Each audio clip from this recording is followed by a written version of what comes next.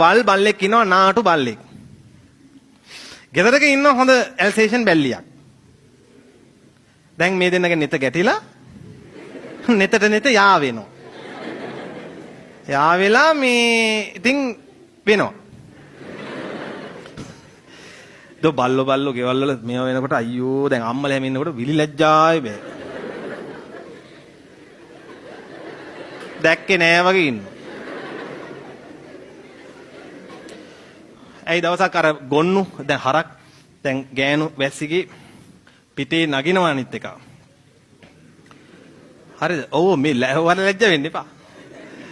මේ ඔයාලා ලැජ්ජ වෙන්න එපා කියන්නේ මේ දැන් මේක මේ ඔය මේවා ඉතින් සාමාන්‍ය දේවල් ජීවිතය හරිද?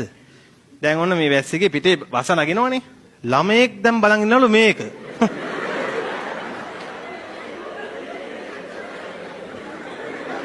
මේ හොඳට හිටියන්නේ. තාත්තගෙන් ඇහුවලු. තාත්තා එන්නකො වඩක් පෙන්නන්න මේ. තාත්තා දුවගෙන ඇවිල්ලා අම්මට දෙරේ කට උතර නැල්ලු දැන්. ඊට පස්සේ ළමයාවලු මොකද්ද තාත්තේ මේ කරන්නේ? මේ හොඳට හිටියන්නේ. තාත්තත් හොඳ තාත්තෙක්. තාත්තා කල්පනා කළා පුතේ ඔය හරකා ඔතන තනකොළ කාලා තව තනකොළ තියනවද කියලා මේ බලනවලු එල්සා.